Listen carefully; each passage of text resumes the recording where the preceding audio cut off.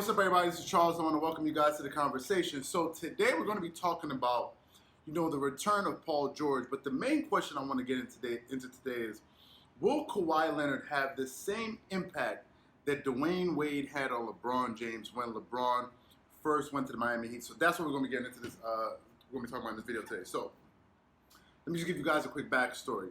Back in I think it was 2010, 2011 or so, LeBron James decided he was going to leave the Cleveland Cavaliers to go play with the Miami Heat.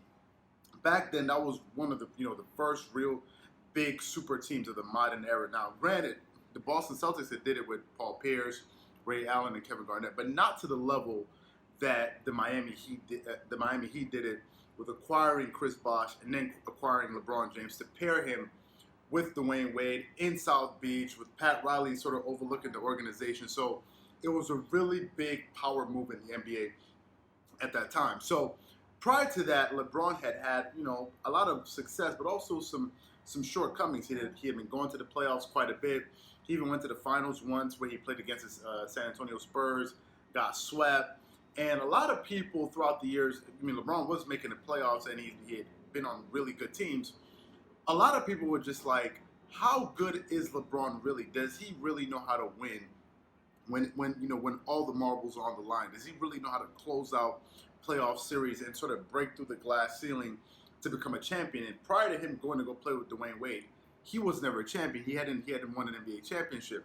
Now, Dwayne Wade, on the other hand, he had already won a title, and he had one of the most historic, NBA finals ever.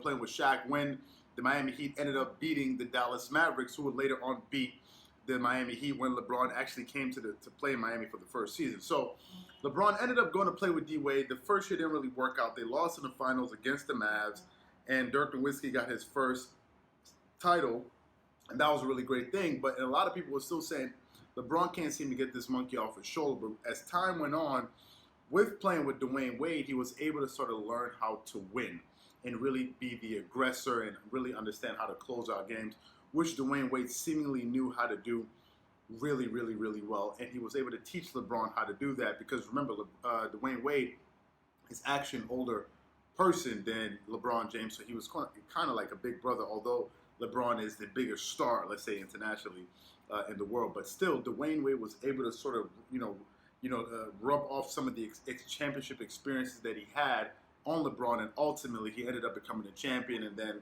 today, as we look back, he was able to, lead the Cleveland Cavaliers against the Golden State Warriors to bring Cleveland their first championship ever, as far as with the basketball team. So it was a really amazing feat, and that was the impact that Dwayne Wade had on LeBron James's career. And I don't think anyone in the history of basketball can overlook that reality. That being said, though, now let's fast forward to the present day. We're not talking about the Lakers, but we're talking about Paul George and Kawhi Leonard. And Paul George is sort of in a similar situation that LeBron was before he went to go play with Dwayne Wade.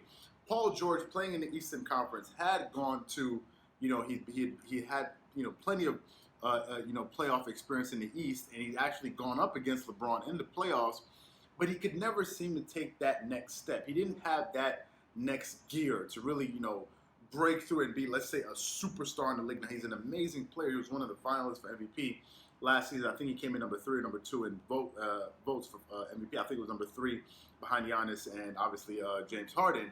So Paul George has all of the skill set, the physical skill set. He could play well. He could defend. He's one of the best two-way players in the NBA, probably the second best two-way player in all of basketball.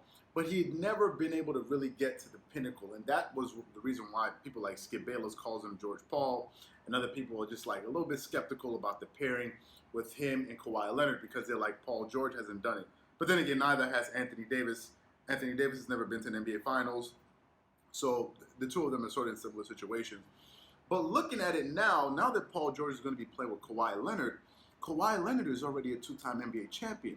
I think he's been to the finals, 3 times already. 1, 2, lost 1, I believe. So Kawhi Leonard already understands how to win championships, as you just saw what happened with the Toronto Raptors a season ago. He spearheaded that team into the finals, and ultimately was the reason why they were able to defeat the Golden State Warriors. Now, granted, a lot of things happened. There were injuries and all these different things, but needless to say, Kawhi Leonard played a big part in that because he brought that championship pedigree that he already had developed playing with the San Antonio Spurs and injected it into the DNA of the Toronto Raptors. And the Toronto Raptors were just literally a walking sort of they were a walking resemblance of what Paul George was, except he's a team, because the Toronto Raptors are a really good team. They had gone to the playoffs, and many times they had capitulated. They'd flamed out and lost, and they'd had the best record in the Eastern Conference many a times, but it just didn't work out. So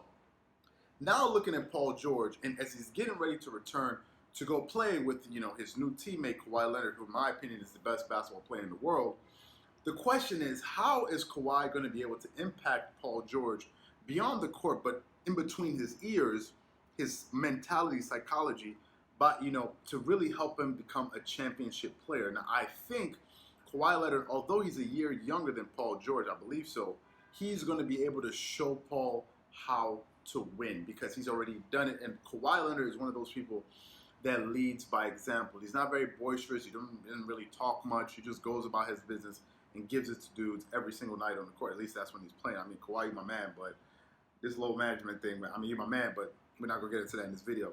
But anyway, my point is that, I think he's going to have a really positive impact, and I think he's going to have the same kind of impact that Dwayne Wade had on LeBron James's career, especially when LeBron was really seeking to get to the next level.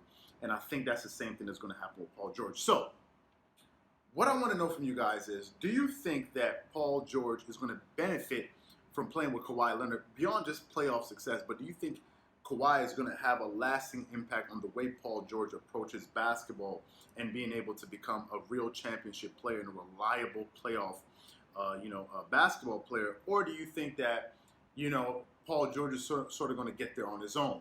It's not really going to have much to do with Kawhi because Kawhi is not that boisterous of a player. He doesn't really talk as much, so maybe Kawhi may have no impact at all on Paul George's career. So what I want to know from you guys is, do you think Kawhi Leonard is going to play the same role that LeBron did, that D-Wade did to LeBron's career, or do you think it's not going to make a difference? So that's what I want to know from you guys. I really want to know what you guys think about this, so leave a comment in the comment section below because I like really hearing what you guys think. It also gives us a lot of ideas for some of our new content, so let me know what you think about this in the comment section below. Again, if you enjoyed the video, don't forget to hit the like button, and if you haven't subscribed to the channel, make sure you subscribe to the channel to catch some of our new and hottest content as it comes out. Once again, this is Charles here from DreamersPro. Wishing you guys an amazing day. Peace.